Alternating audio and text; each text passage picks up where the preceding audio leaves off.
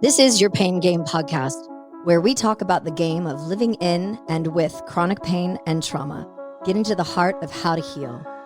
I am your host, Lyndsay Soprano. On this show, I plan on discussing with doctors, chronic pain patients, holistic practitioners, loved ones, and anybody that is interested in having their voice heard in the chronic pain and trauma world that we live in.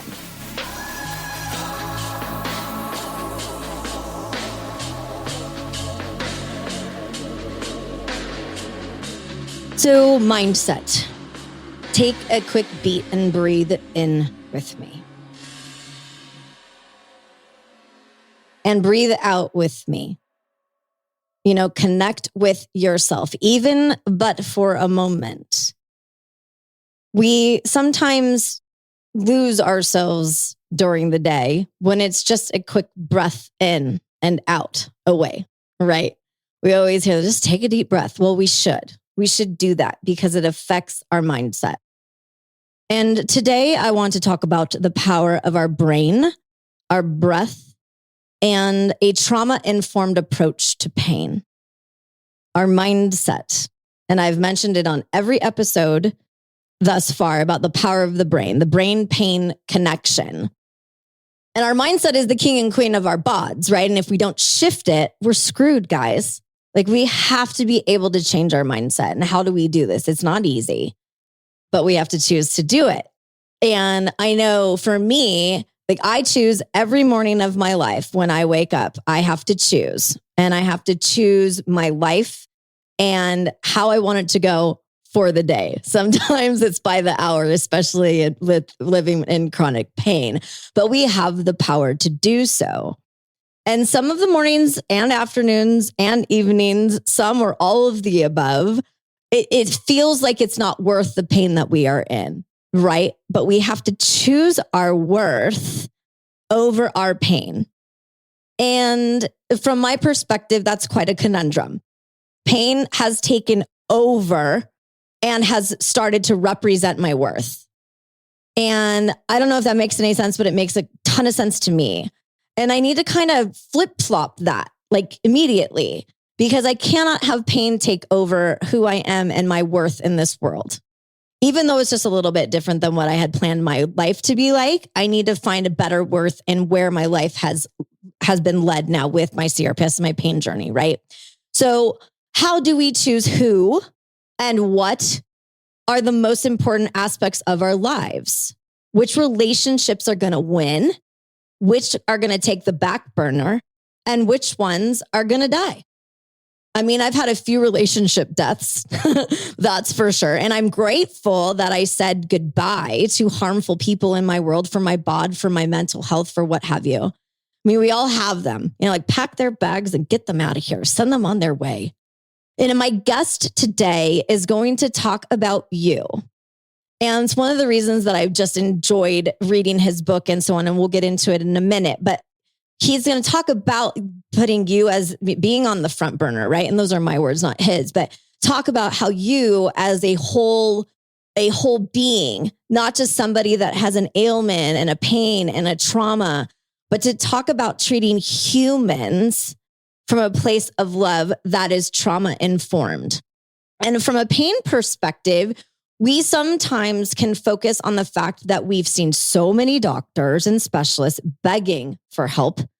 And it just turns into, from my experience, and I always put that, these are the words coming out of my mouth, a big pharma script, right? Or unnecessary surgeries, a lot of unnecessary, quite frankly, nobody talking about, the food we're putting in our body or the food that we're not putting in our body.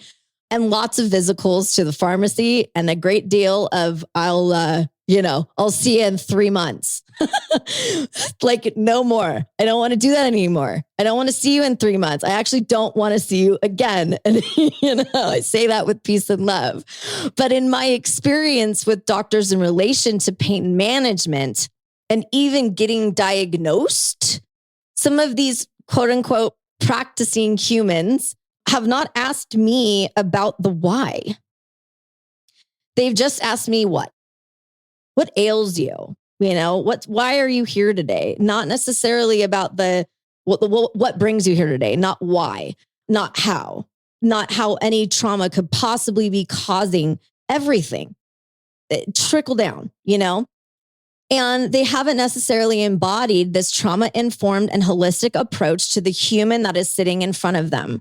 But my guest today is that gentleman. And as I always say, this isn't a blanket statement when I talk about doctors, but it is a statement. And my statement is care.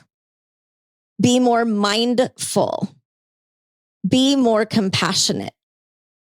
Like go home and care about your patients. Go home and give a shit. Go home and research. I'm tired of paying for mortgages for mediocre care. All right. I'm done with that. Like, why did you become a doctor in the first place, if not to listen and to care and be mindful and compassionate? And there is a quote from a patient from my guest book today. It says, I have pain that is present in every part of my body. Every specialist I've seen gives me a different story, and I just want to be put out of this misery. And I completely identify with that. I want out of this misery. A lot of the misery is trying to find the right person to talk to that cares and is mindful and compassionate. And you'll hear this with this wonderful man here in just a moment. And from my experience and from listening to so many people in my world, when putting this Pain Game podcast, this VIP pain journey together, when trauma is not processed properly, it sits in our bods. And every single body is different. And I believe with every ounce of my being that stress and emotion are cumulative, they compound, right? It's like, I came up with this last night while I was prepping for this episode. It's like water dripping into a cup. Sooner or later, it's going to spill over. And that's how I wake up every morning, actually, with my glass completely spilled over. And I have to figure out how to fill it again and to keep on trucking, And sometimes I know where my pain sits, but where does your pain sit? Take a beat on that. Where does your pain sit? I know where mine does, like I've said, and I'm going to continue to talk about it because that's one of the gobs of reasons I'm here.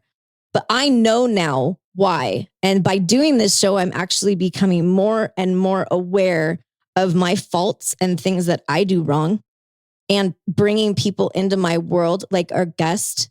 It's opening up my heart. It's giving me more hope because I've lost it. So I almost feel like this is the beginning of my pain journey.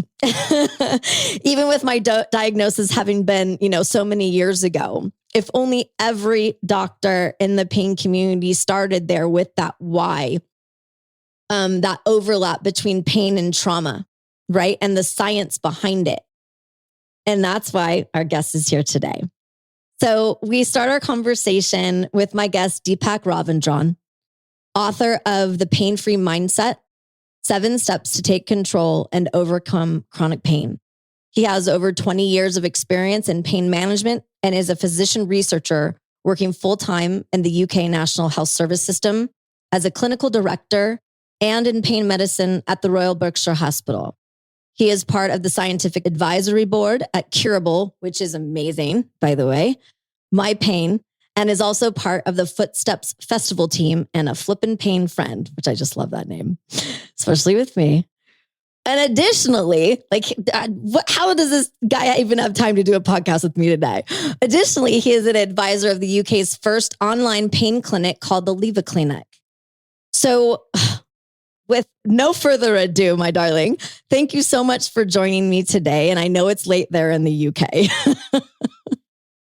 Absolutely glad to be here. And thank you so much, Lyndsay, for having me. More importantly, it's a fantastic and a very powerful introduction that I've heard to the entire Pain Game podcast. And it's really great to be here. Thank you for having me. Oh, thank you so much.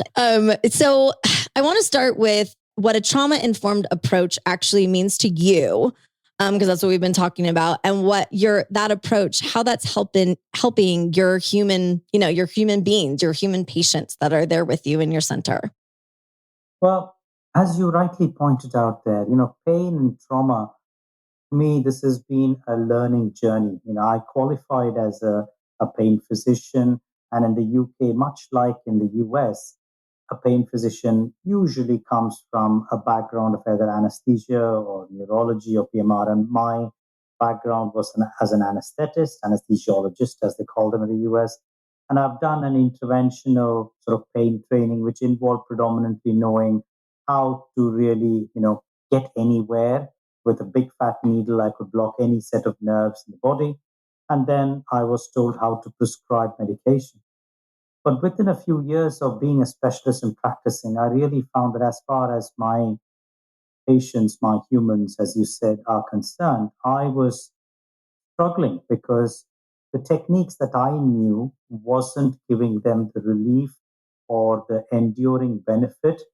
And the way the system is structured, much like your reimbursement protocols in the US, patients could not keep getting their procedures. And if they were not getting the relief, they weren't able to afford their treatments there. And so I found myself really asking, why is pain present? Why does chronic pain actually cause such a significant amount of distress in some people, while other people seem to be able to take it in their stride?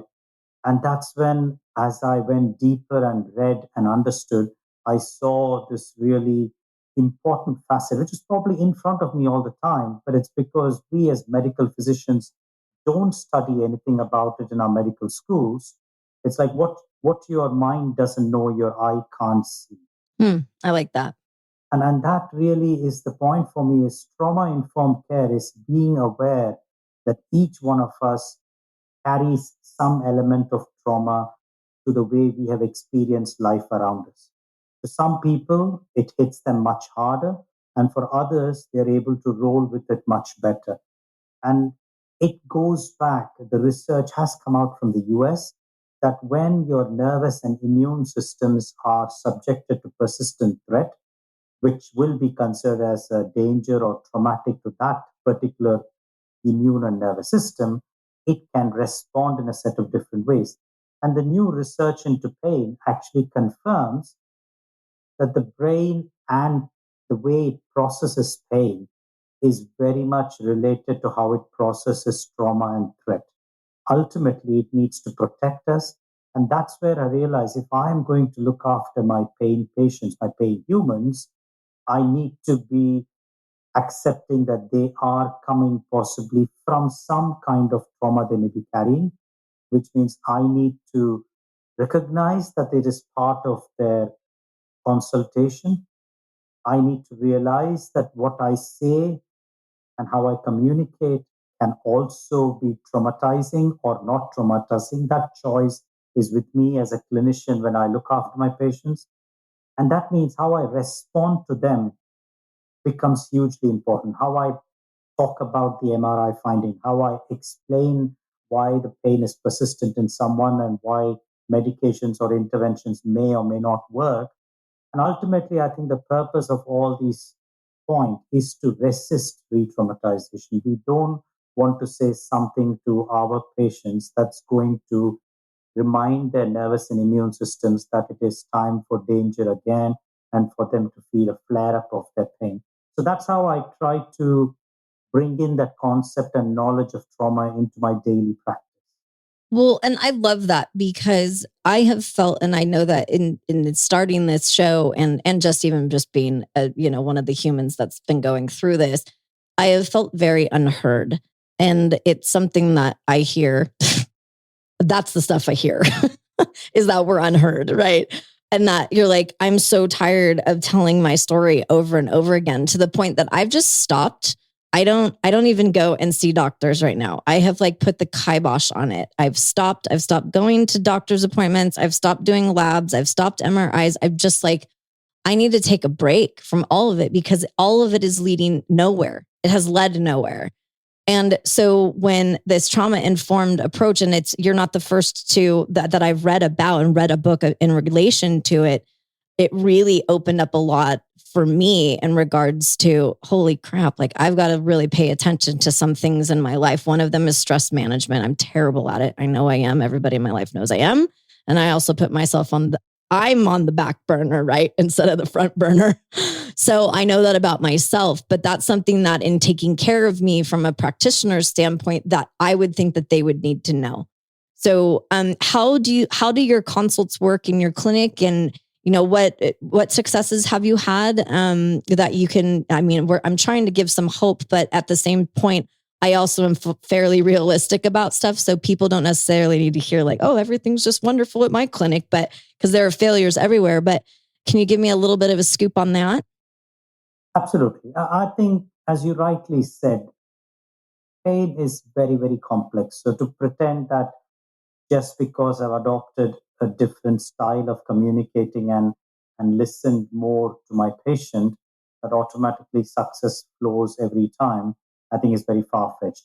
What I hope probably, so as an example, if I can give a patient who I saw maybe about 6 months ago. And the reality was that she had been referred to the pain clinic because she was having hip and back pain. And this was a constant problem for the last 3, 4 years. And this had not really changed. She'd already been to the hip surgeon and to the spine surgeon. She's had a couple of injections for her back. She's had a couple of hip washouts for her hip surgery there. Parallelly, medically, she was having a high BMI, so her weight was high. She was on a wait list for a bariatric surgery. She had a bit of pre-diabetes. She was late 40s, early 50s, so she was pre-diabetic and she was hypertensive. And there was a bit of mood. There was a diagnosis of anxiety and depression as well. So this was the baggage that she had, and that was making her really depressed that the pain was preventing mobilization. And to me, my consultations, I do spend a lot of time listening. I do feel that if the first 10, 15 minutes, so I'm privileged as compared to primary care physicians in the UK and in the US who have about 10, 15 minutes, I have a 40 to 45-minute consult. And so I could give 15 minutes of the time just to say, tell me your story. Yes, I'm here in front of you. I've got a little bit of information about what your history is, and your primary care physician has sent me a report. What is it that you want from me? What is the stuff that's missing that you feel I need to give support with? And she gives that story there, and I allow that time for rapport to build. I listen to her to see where are the gaps in the story, what's the narrative she's saying, where does she feel she's not being heard or supported. And because I've got this trauma informed hat on now, I accept that, okay, there are some other things going on. And I just say, okay, what else do you feel might be happening? What do you think that the hip washout hasn't relieved the hip pain, or the knees back injections haven't changed? And it just comes out there at a certain point. One of the things I do in my practice, which I believe is quite common practice in many states in the US, is I do something called as an adverse childhood experience questionnaire. So it's just a set of 20 questions that they fill out when they arrive at the clinic as part of the intake questions. And in this, she had ticked about 6 out of the 10 questions. Now, for your listeners who may not be aware, these 10 questions are on the background of a famous study conducted by the CDC in 1996. And they essentially asked about 10 questions, 3 of them on abuse, 3 of them around neglect, and the remaining 4 around various versions of family dysfunction. And this patient had ticked 6 boxes out of the 10. I feel like I would have ticked 10 or maybe 11 just because I want to throw in something because I'm an overachiever.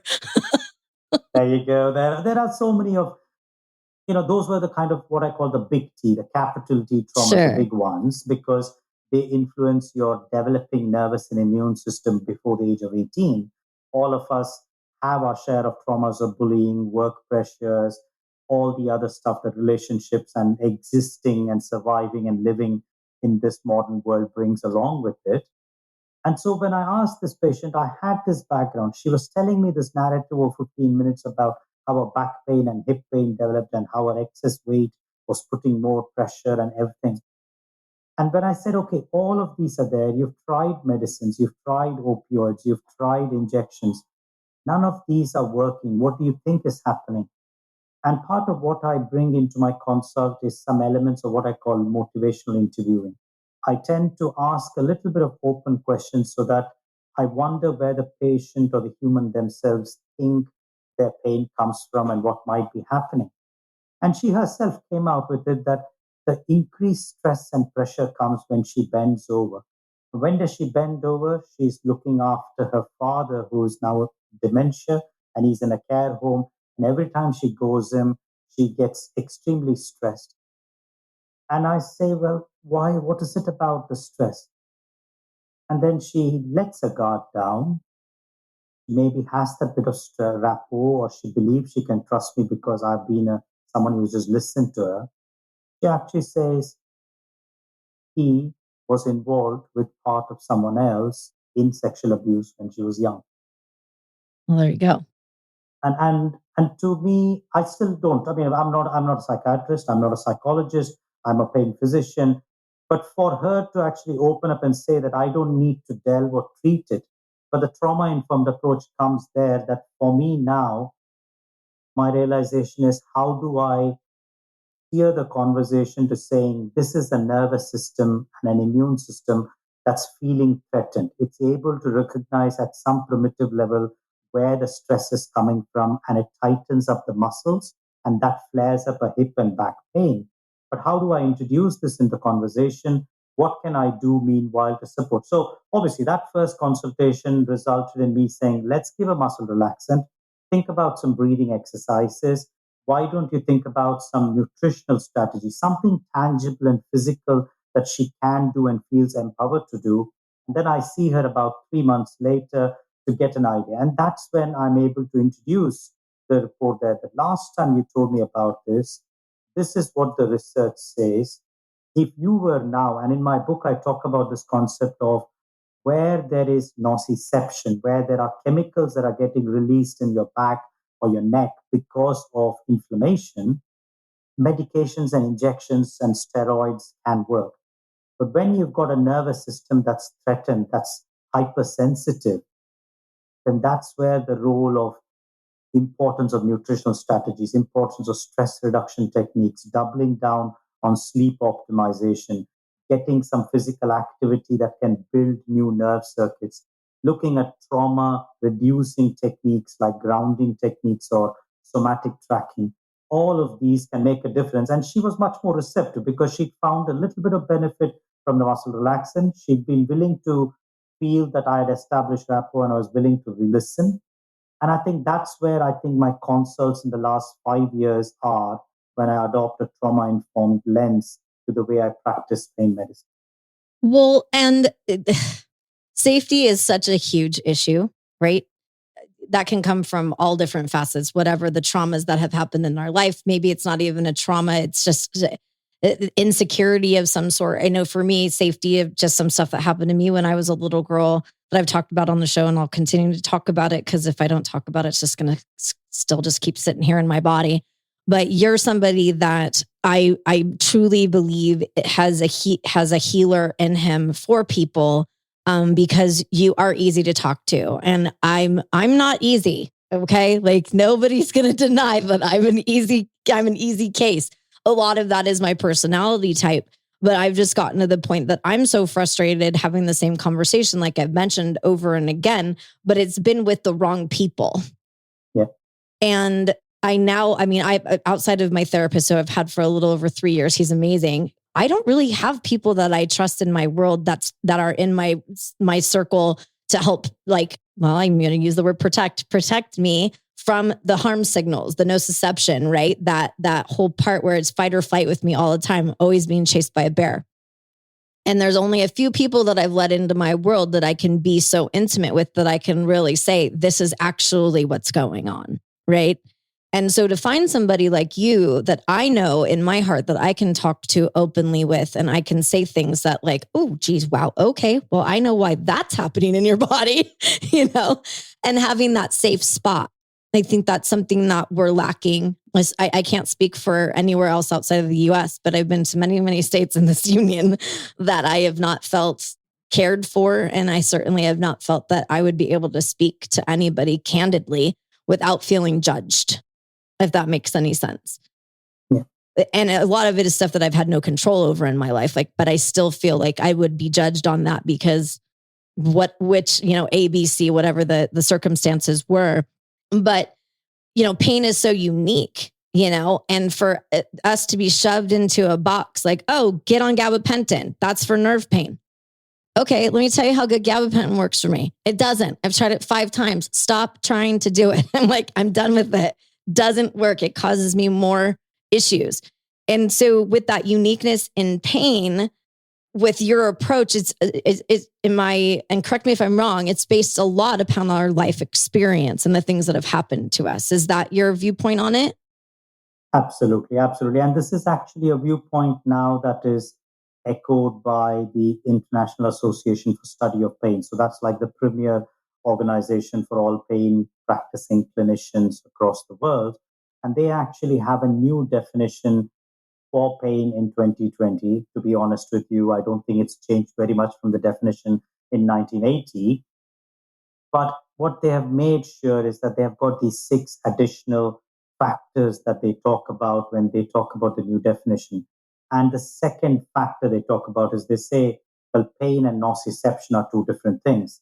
But the third one comes back to the point that you mentioned. They say that pain is a consequence and actually an evolution of all the life experiences that one goes through.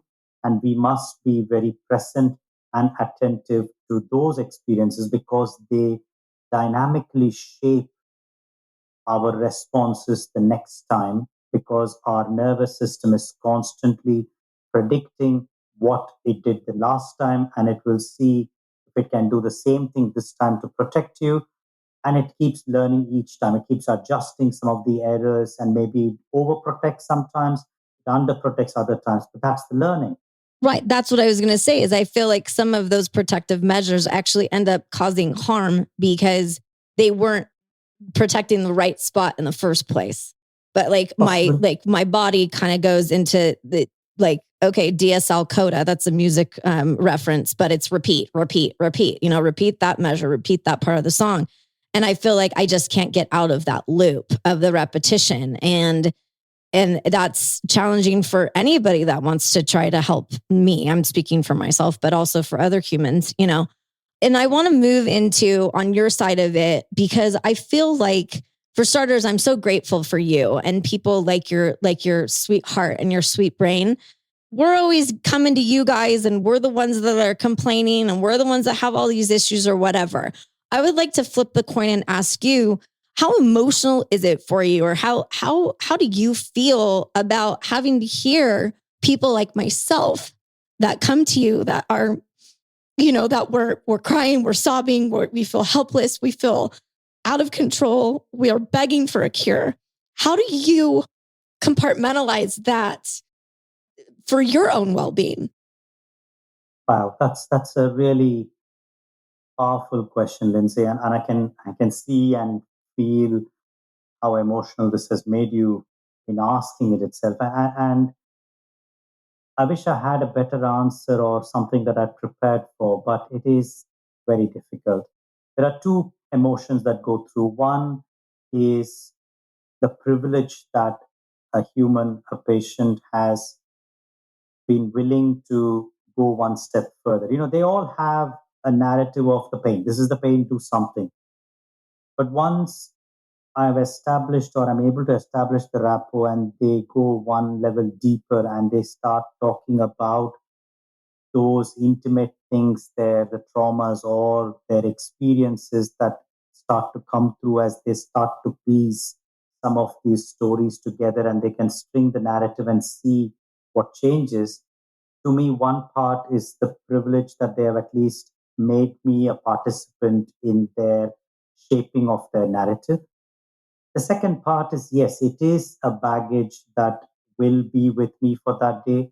It is an experience that's going to change my nervous system and the way it fires and the way it will document that experience, because the next time somebody comes, I'm going to fall into some shortcuts that my nervous system will take.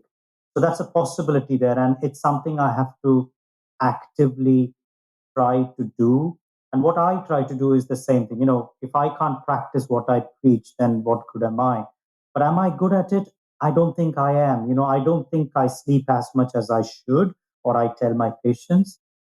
But what I try to do is I don't try to make myself as the person who has to be the cure for them. I am their pain guide. I am their consultant in a way.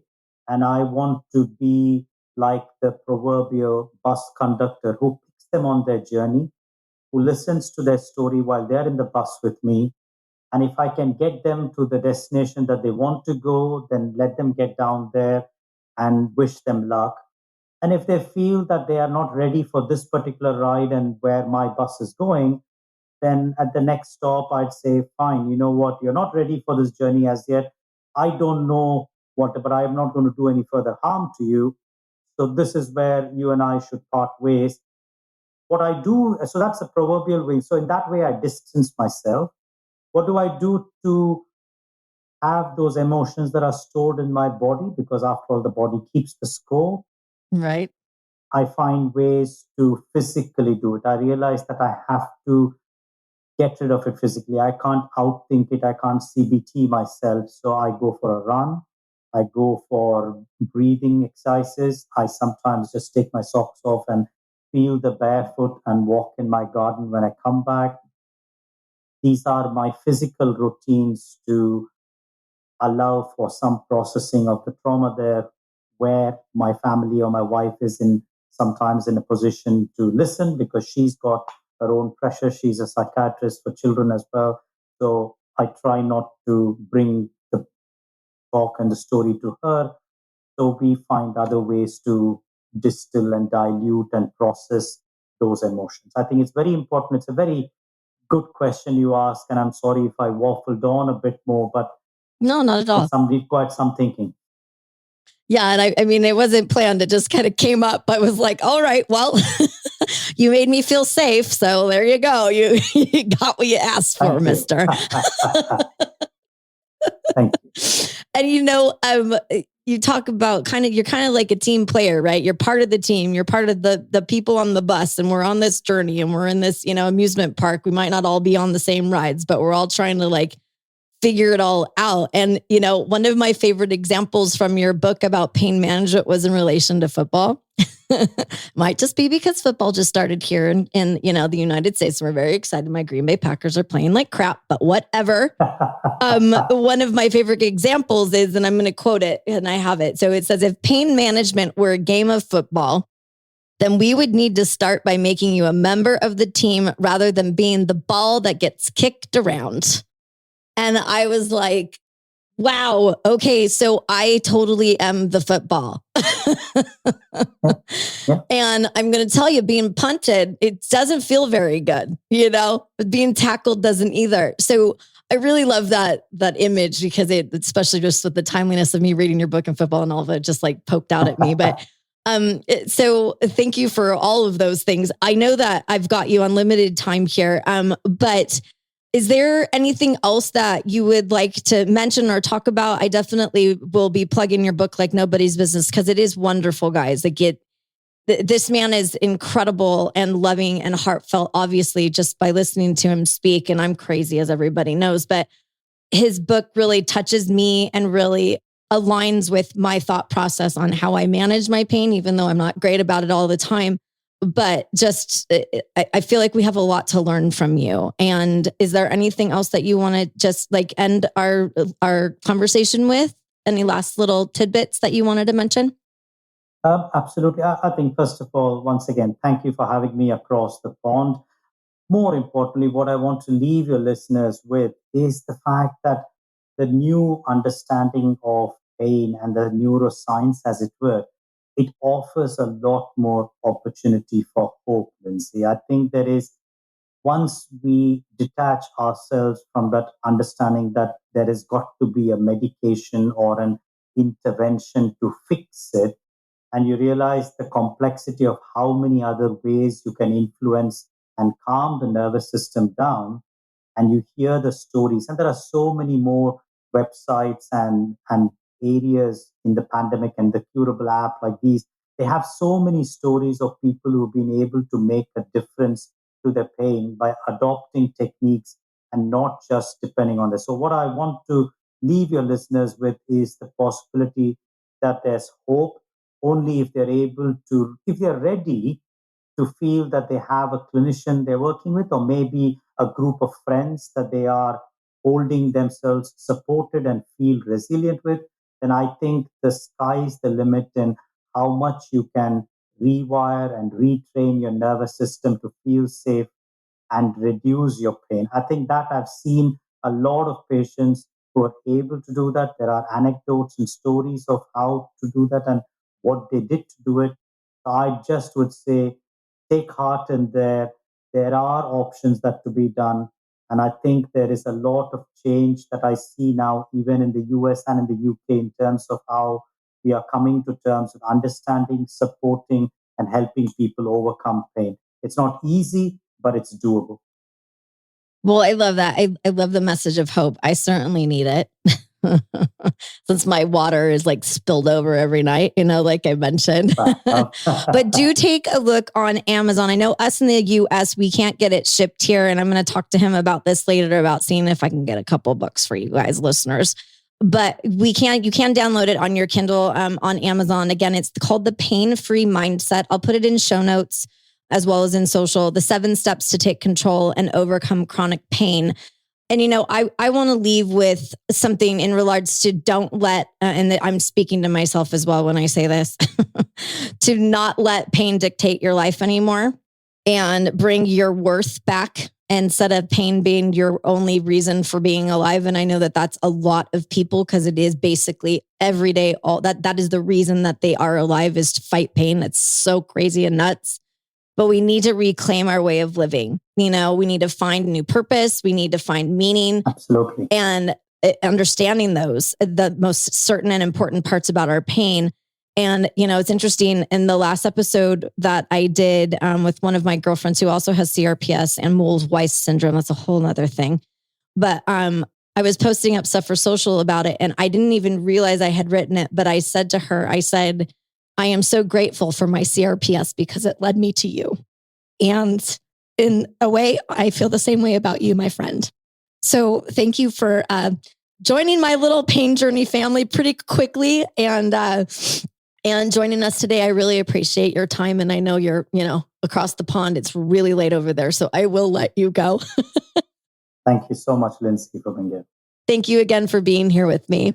Wish you the very best of luck. Thank you so much. You are exclusively invited to share this VIP pain journey together. Let's get to the heart of how to heal with you by my side.